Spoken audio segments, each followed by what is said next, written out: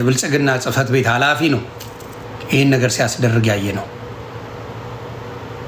ጀማል ነገለ የሚባል በመታወት መልኩ ይሄን ሲያስደርግ አይተናል። ከነ ጀዋር ጋር ተባብሮ በደንብ አድርጎ ተቀናብረው ክርስቲያኑ ኦርቶዶክስ ክርስቲያንን የማጽዳት ስራ እየሰሩ አሁን በቅርቡ በዚህ 3 ቀን ውስጥ ብለውኛል ሀረሮች ማዕተባችሁን ካልበጠሳችሁ ወይ ወደ እስልምና ካልመጣችሁ ወይ ደግሞ ከሌላ ቦታ ካልሄዳችሁ በዚህ 3 ቀን ውስጥ እርምጃ እንወስዳለን ብለዋቸዋል። ሀረር ላይ ነግሬያቸዋለሁ። የአርሲ አሁን ደግሞ ሀረር ይቀጥላል። በዚህ 3 ቀን ውስጥ ካልወጣችሁ ወይ ማዕተባችሁን በጥሳችሁ እስልምናን ካልተቀበላችሁ ብለው አክራሪዎቹ ይሄን ነገር አድርገዋል። ሊቀጥል ሲሆን ብሎ ነበር እኮ ትላላችሁ። እና አክራሪዎቹ ናቸው ይሄንን ነገር ወሃቢ የሚባል አክራሪ ነው ይሄን እያደረገ ያለው ኢትዮጵያ ላይ። ብዙ ጊዜ ግድያው ቤተክርስቲያኖች የሚቀጥሉት በወሃቢ በተባለ አክራሪ ኢትዮጵያ ላይ የራሳቸውን መንግስት ለመፍጠር በሚያደርጉ እና ከመንግስት ጋር ተቀናብረው ነው የሚሰሩት። ለምን መንግስት ኦርቶዶክስ እንደሚጠላ በአደባባይ እያሳየ ነው። የሚያደርገውን ነገር አይታችኋል በጣም። ስለዚህ ይህንን ነገር ያደርጉታል። ጥላቻቸውን በአደባባይ ሲናገሩ በአደባባይ እንጨርሳቸዋለን እያሉ ሲወጡ ኢንሻአላህ እያሉ ሲናገሩ አይተናል በአደባባይ። እና ይሄ ነገር አለ እና እስቲ ሰላማዊ ሰልፍ ዛሬ ወጥተው ነበረ ኦርቶዶክስ ቤተክርስቲያን ውስጥ የኦርቶዶክስ ቴዎሎጂ ተማሪዎች በሙሉ ወጥተው ነበረ። ማስረጃውን ላምጣላችሁ። ትልቅ እንቅስቃሴ እያደረጉ ነው። ከነሱ ጎን እንቁም። የሚችሉትን እያደረጉ ስለሆነ እኛም ደግሞ በምንችለው ለህዝቡ በማሳየት ይህንን ትግል መቀላቀል አለብን ብዬ ነው ማስበው። የታሰሩት ምን አድርገው ነው የሚለውን ነገር እንግዲህ ገዳ ኢትዮጵያ ላይ በጣም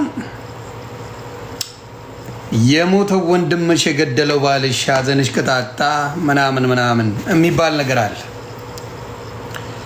እና ገዳ አይደለም ኢትዮጵያ ላይ በነገራችን ላይ የሚታሰረው። እንዳያችሁት በእንትናም አይተናል።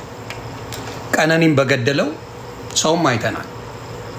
እቺ መስኪን ቀነኒን ከነ ወንድሟ በማስረጃ ከነ ጎረቤት ሁሉም ነገር አስረድቷቸው እሷ ሞታ ሰውየው አሁን በየክለቡ ይዘፍናል፣ ፈታ ይላል። ምንም ችግር የለባቸው። አዲስ ነገር አይደለም። ኢትዮጵያ ላይ ፍርደ ገምድልነት ምንም አዲስ ነገር አይደለም። አሁን ደግሞ በምታዩት መልኩ የተናገረውን እግዚአብሔር ያሳያችሁ። ምንድነው ያለው? በምንስ ታሰረ የሚለውን ነገር ከነ ማስረጃው አምጥቼ ላሳያችሁ። በምንድነው የታሰረው? ፍትህ መጠየቅ ያሳስራል። ፍትህ መጠየቅ ብዙ ነገር ያስብላል። እንግዲህ አብረን የምናየው ጉድ ነው። ይኸው እስር ቤት ገብቷል። ምን ስላለ ስማው። ዛሬ የገደሉትን እንደሚገደሉ ሆነው የሚመጡበት ጊዜ ሰዎች ይመጣሉ። ታያላችሁም ጭምር እግዚአብሔር ያደረገው። ዛሬ ያሳደዷትን ቤተክርስቲያን የሚሰደዱላት ይሆናሉ። ዛሬ የገደሏቸውን ሰዎች መልሰው የሚገደሉ ሆነው ስለ እግዚአብሔር አንገታቸውን የሚሰጡ ይሆናሉ። ይሄ ቤተክርስቲያናችን ህይወት ላይ ነበረ ነው። እዚህና እዛ ያለነው ሰዎች ምንም የሚለየን ነገር የለም። እዛ ያሉት ክርስቲያኖች እየሞቱ ያሉት፣ እዛ ያሉት ክርስቲያኖች ዋጋ እየከፈሉ ያሉት የሚያስገድል ምክንያት ኖሯቸው አይደለም። እኛስ ያለን የምንኖር ሰዎች ደግሞ የሚያስኖር ምንም ጽድቅ ተገኝቶብን አይደለም። እነሱን የሚያስገድል ምክንያት እኛን የሚያስኖር ምን ነገር አለ? እኛም ተገላቢጦሽ ቢሆን ነው እንጂ ሲማ ክፋትን ሊያስነሳብን እኛ ራሳችን ላይ አጸፋው ሊመለስብን የሚችል ብዙ ኃጢአት አለብን፣ ብዙ ክፋት አለብን፣ ብዙ ነውር አለብን። እግዚአብሔር የሚያውቀው ከዛም አልፎ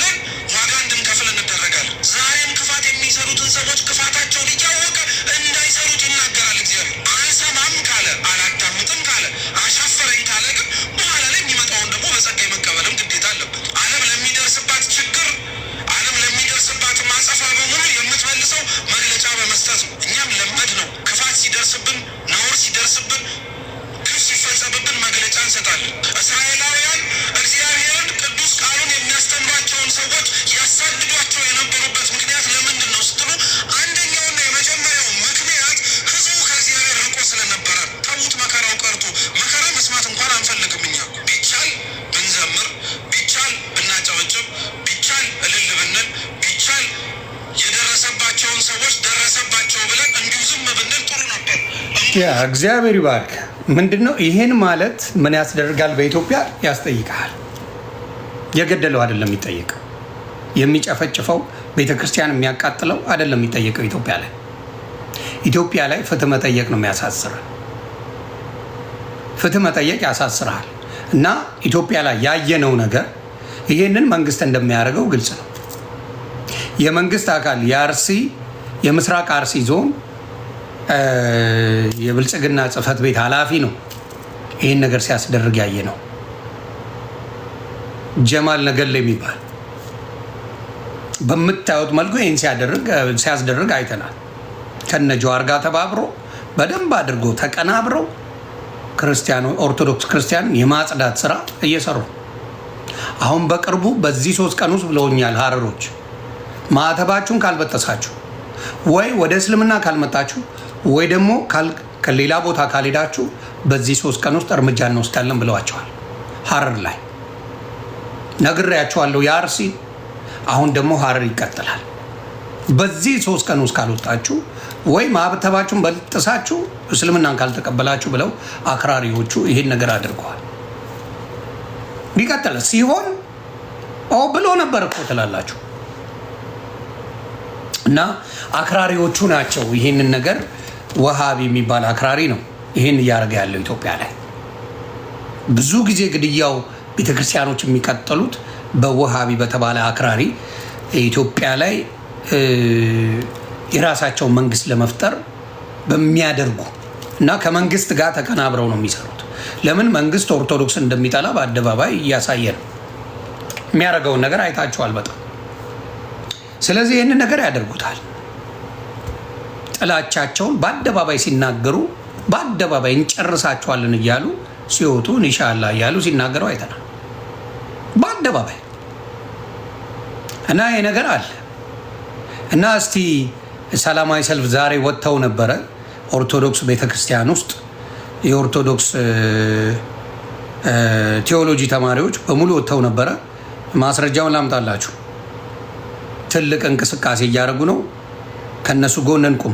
የሚችሉትን እያደረጉ ስለሆነ እኛም ደግሞ በምንችለው ለህዝቡ በማሳየት ይህንን ትግል መቀላቀል አለብን ብዬ ነው ማስበው። ወገኖቻችን እንደምትመለከቱት አሁን የምንገኘው በኢትዮጵያ ኦርቶዶክስ ተዋሕዶ ቤተክርስቲያን ጠቅላይ ቤተ ክህነት ግቢ ውስጥ ነው። ከኋላ እንደምትመለከቱት የቅዱስ ሥላሴ መንፈሳዊ ዩኒቨርሲቲ ተማሪዎች ለኦርቶዶክሳውያን ግድያና ሞት ይብቃ በማለት ድምፅ ለመሆን በብዙኃን ሊቃነ ጳጳሳት አባቶቻችን ፊት ለፊት ድምፅ ለመሆን በግቢ ውስጥ ተገኝተናል ማለት ነው። እግዚአብሔር ከሁላችን ጋር ይሁን። ሀገራችን ኢትዮጵያን እግዚአብሔር ይባርክ። እሺ ወገኖቻችን እንደምትመለከቱት አሁን የምንገኘው እግዚአብሔር ይጠብቃችሁ። ይሄ ነው ክርስትና። ይብቃ፣ የኦርቶዶክስ ሞት ይብቃ። ተግባባን? የኦርቶዶክስ ሞት ይብቃ። ይሄን መጠየቅ በመንግስት ወንጀል። የኦርቶዶክስ ሞት ይብቃን ነው። ስለዚህ ይሄን መጠየቅ አሁን እስር ያስገባል። ይሄን መጠየቅ መንግስትን ሌላ ነገር የተባለ ይመስለዋል። እንግዲህ እኔ የምለው ውጪ ብዙ አብያተ ክርስቲያናቶች አላችሁ። ውጪ ለአሜሪካን ሀገር አውሮፓ ላይ ያላችሁ አባቶች ምን እያደረጋችሁ ነው? ባሩኬ እንደኔ አባት ምን እያደረጋችሁ? ለምንድን ነው ልጆቻችሁን ይዛችሁ ሰንበት ላይ ወደ ውጭ አደባባይ ማትወጡ? ለምንድን ነው? አድርሱልኝ። አሜሪካ ላላችሁ፣ አውሮፓ ላላችሁ፣ በተዋህዶ በአርሲ ጉዳይ ላይ ለሚጨፈጨፈው ህዝብ እሁድ ለትምህርት የሚመጣውን ወይም ሊሳለም የሚመጣውን ወይም ለብዙ ነገር ቤተክርስቲያን የሚመጣውን ህዝብ ይዛችሁ ውጪ ለምን አትወጡ? ለምን ዓለም ላይ አትወጡ? በአንድ ቀን ይሄን ነገር ለመላው ኦርቶዶክስ ተዋህዶ ቤተክርስቲያን በተለይ አሜሪካ፣ አውሮፓ፣ ካናዳ ላላችሁ ይህን ጥሬን አቀርባለሁ። እያንዳንዳችሁ ዓለም ላይ ብትወጡ የዓለም ህዝብ ለኦርቶዶክስ ክርስቲያን ኢትዮጵያ ውስጥ ትኩረት ይሰጣል። ቤተክርስቲያን እየፈረሰ እየተቃጠለ ልጆቿ በየጊዜው እየተገደሉ ኦርቶዶክስ ብቻ በመሆናቸው ይሄን ነገር የሚያስደርግ መንግስት እንዳለ ሙሉን ለምን አታርጉ? ሙሉን ለምን አታረጉም? የሁላችሁ ከስር ሲንጫጩ ይውልኝ። የብልጽግናና ወሃቢዎቹ ትክክለኛ ኢንፎርሜሽን ስትናገር እንዴት እንደሚያለቅሱ ከስር ይልኝ። ወሃቢውን ይልኝ እንዴት እንደሚንጫጫ፣ የብልጽግና ገረዶች እንዴት እንደሚንጫጩ ይውልኝ። ስለዚህ ምንድነው ማድረግ ያለባችሁ? ቆርጣችሁ አደርሱልኝ። የኦርቶዶክስ አባቶች በውጪ በሙሉ ያላችሁ ካድሬዎቹ ማን እንደሆኑ ለማወቅ የምንችለው በዛ ነው። አገር ቤት ብቻ አይደለም፣ የውጪ ቤተክርስቲያናት የካድሬዎች የሆነባቸው እንዳሉ እናውቃለን። ስለዚህ ያንንም ማወቂያ ይሆነናል። እዛ ሄደን ማዋረድ እንችላለን። እነሱ ካድሬ የሆኑትን ሌባ የሆኑትን አብረው ወገኖቻችን ሲጨፈጨፉ ሲገደሉ ዝም የሚሉትን በዛው ማወቂያ ሆነናል። ስለዚህ አብረን በዚህ ጉዳይ ላይ ምን ማድረግ አለብን? ድምፅ ሆነን ኢትዮጵያ ላይ ያለውን የክርስትና የኦርቶዶክስን ጨፍጨፋ ምን ማድረግ ይቻላል? መከላከል ይቻላል። ስለዚህ ያንን ማድረግ ነው። ስለዚህ በተለይ ያንን ማድረግ ያለባችሁ ኦርቶዶክስ አብያተ ክርስቲያናት ያላችሁ በሙሉ እኔ ቀሲስ ድበኩሉን አውራቸዋለሁ፣ የሳክራሜንቶውን አውራቸዋለሁ። እንዲሁም ሌላ የምታውቋቸው ካለ እስቲ ወንድማችን ዲያቆን ያሬድ ያለበትንም እዛ ያሉበትን ቤተክርስቲያን እንዲያወራቸው አረጋለሁ። ስለዚህ በአንድ ቀን ወጥተው የትም ቦታ ላይ ድብልቅልቁን አውጥተው ፍትህ ለኦርቶዶክስ ክርስቲያን ብለው አሜሪካ ላይ በሙሉ እንዲወጡ እናደርጋለን። ያ ሲሆን ውጤቱን አብረን የምናየው ይሆናል። የአንድ ሰሞን ጩኸትና ጭፈራ ከሆነ ነገሮች ይበላል። ብዙ አጀንዳ ቲክታክ ላይ ይዛችሁ መጣችኋል። ብዙ አጀንዳ ኖ የእናንተ አጀንዳ ገደል ይግባ። ብዙ አጀንዳ ይዛችሁ መጣችኋል።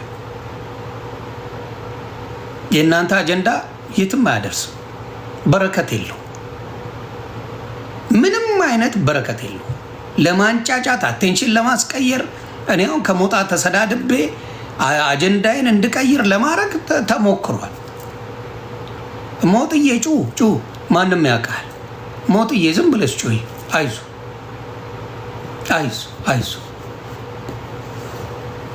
ድምፅ መሆን ሲያቅጥር ግራ ሲገባ ሰው አልቀበል ሲል የሆኒ ማኛ ቪዲዮ ብታሳ እኔ እኮ ነኝ ቪዲዮ የምሰራው አለ ቪዲዮ የምሰራው መራገጥ ካለብኝ እርግጥግጥ አወጣለሁ። ድምፅ መሆን ባለብኝ ሰዓት ድምፅ ሆናለሁ። ግልጽ የሆነ ነገር ነው። መራገጥ ባለብኝ ሰዓት አይታችኋል። ማን ኦርቶዶክስ ጋር በምንም ሰዓቱ አይሆን በምንም ጠላትና ወዳጅ የምትለየው በተጎዳበት ሰዓት። በደስታ ጊዜማ ማንም መጥቶ ይጨፍራል እኮ፣ ማንም መጥቶ ያዳምቅልሃል እኮ፣ ማንም መጥቶ ያዳምቃል። በተደሰትክ ሰዓት፣ ባለ ሰዓት፣ ምን ባልክ ሰዓት ማንም መጥቶ ያዳምቃል።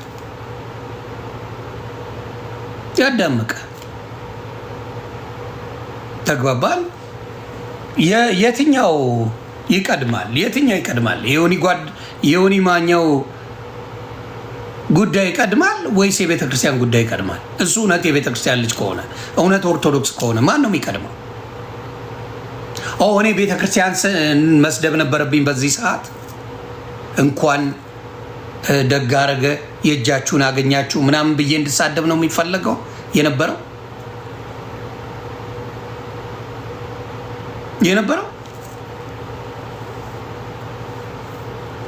ይሄ ነው የተፈለገው። እና ዮኒ ማኛ እንደዚህ ነው። የኦርቶዶክስ ልጆች ካንተ እኔ ሺህ ጊዜ እኔን ይመርጣል። ለምን አንድ ቀን በችግሯ ጊዜ ኦርቶዶክስ ፊቷን አዞሬባት አላውቅም። ማምጣ በችግሯ ጊዜ፣ በጥጋቧ ጊዜ አይመለከተኝም። በችግሯ ጊዜ ግን ሁሌ ከጎኗ ነኝ። ጥቁር ስንለብስ ከጎን አልነበርክም አንተ። ዛሬ ስታለቅስ ተዋህዶ ይበሏችሁ ይረዳችሁ ምን አገባኝ ስትል ነበር። በሀዘኗ ጊዜ ከጎኗ ከኦርቶዶክስ ጎን ቆም አታውቅም አንድም ቀን። አንድም ቀን በሀዘኗ ጊዜ፣ በአማራውም ጊዜ፣ በኦሮሞም ጊዜ፣ በትግራዩም ጊዜ፣ በደቡብም ጊዜ፣ በማንኛውም ጊዜ እንቆማለሁ ከጎኑ። ለምን? የከተማ ልጅ ነኝ፣ ህሊና አለኝ። የከተማ ልጅ ህሊና አለው። ሲናገር ያመዛዝናል፣ ነገን ያስባል። ቤተሰብን አልነግርም በፍጹም። ወንድም የብልጽግና ካድሬ ነው አይደል? የብልጽግና ካድሬ ሆኖ አንተ ትቃወማለህ? አሁን እንግዲህ እንደው ፋራ የሆነ ሊሸወድ ይችላል። የብልጽግና ካድሬ ግጥም አድርጎ እንደሆነ ይታወቃል። ፓርላማ ላይ ያለው ወንድም ነው ያለ። ብልጽግናን የሚቃወም በሙሉ ትረግጣል። በሙሉ ብልጽግናን የተቃወመ ሰው በሙሉ ሞጣ ይነሳበታል። ማንም ያውቅ። ስለዚህ የምናውቀው ነገር ስለሆነ አሁንም የምነግርህ የምናወራበት ጊዜ አለ። ዮኒ ማኛን አማልዱኝ ያልክበት ቪዲዮዎች አሉ። ተግባባን? ዮኒ ማኛን አማልዱኝ ጥሩልኝ ወይኔ ብለህ አልቅሰህ የመጣሁልህ ስላለ እኔ አንበሳ እንደሆንኩ ታውቃለህ። ችግር የለው። አማልዱኝ ጥሩልኝ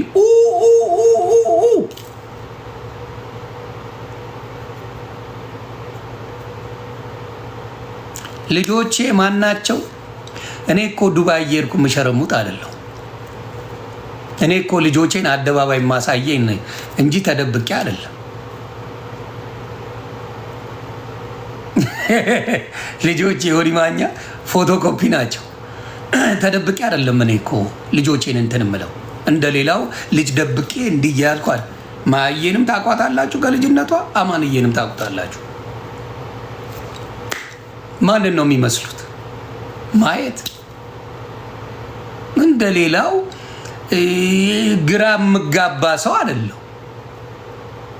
እኔ አባቴ በጣም ሶሻል ሚዲያ ላይ ማንም እከክ ነው ያለው። አብዛኛው ሚዲያ ላይ ያሉት ሰዎች ማመዛዘን ያቃታቸው፣ ነገሩን ማስተዋል የማይችሉ፣ ላይክ ፍለጋ ሲሟሟቱ የሚውሉ ናቸው። ሀቅን ይፈራሉ። ደፍሮ መናገርን ይፈራሉ። ደፍሮ መገኘትን ይፈራሉ። ማንም ዳይፐር በምታረግበት ሰዓት ዮኒ ማኛ ነው ወጥቶ ለማንም ሰገጤ ሶሻል ሚዲያ ያስተማረው። ማንም ዳይፐር አድርገ በምትንፈራፈርበት ሰዓት እንዴት ምን አይነት ልብ ቢኖረው ነው ተብሎ ፊት ለፊት የወጣ ዮኒ ማኛ ይባላል። ማንንም ሳልፈራ ሆኔ ማንም ከክ እየመጣ አንተ ዮኒ ማኛ እንደዚህ ብትል ማንም ከማንም በፊት የሚታወቀው ማን ነው? ልቡም ያለው ማን ነው ነው ጨዋታው። ለማስመሰል አላረግም። ሞቴን እመርጣለሁ። ዮኒ ማኛ አስመስል መባል የማልችልበት ነገር፣ ካላመንኩበት አላረግም። አልሰማ። ማንም ያቀኛል። ሰው እንደዚህ በል ስላለኝ አላረግም። ሌላው የሚመራው በሰው ነው። እንዲህ ብለውኛል፣ ቆይ እንደዚህ ልበል፣ እንዲህ ብለውኛል፣ እንዲህ ልበል። ዮኒ ማኛ ጋር አታገኘውም። እሱ ሰው ለእኔ ሲቆጣም ሲያከብረኝም ጥግ ድረስ የሆነው በዛ ነው። እኔ በምናገረው ነገር ነው ሰው የሚበሳጨው። በሞጣ የሚበሳጭ የለም።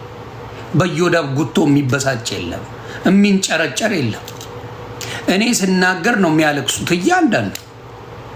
እያንዳንዱ ሶሻል ሚዲያ ላይ ላጭ በላጭ ሆኖ የሚያለቅሱት እኔ ተናገርኳቸው። ሌላ ቢናገራቸው ምንም አይመስላቸው። ቢካዝ እውነትን ይዤ ነው የምናገረው። ምን አናደደ እኔ ካልሆንኩኝ። ስለዚህ ሞጣ ከቨራፕ ለመስራት እኔ ጋር ከመጣ አማልደኝ ያልክ ሰው ስለሆንክ በቃ እኔ ጠያለሁ። ገብቶሻል? ሞጣ ማማሩ መንግስቴ ዮኒ ማኛ ድረስልኝ ብለህ ያለቀስክበት ቪዲዮዎች ስላሉ ድረስልኝ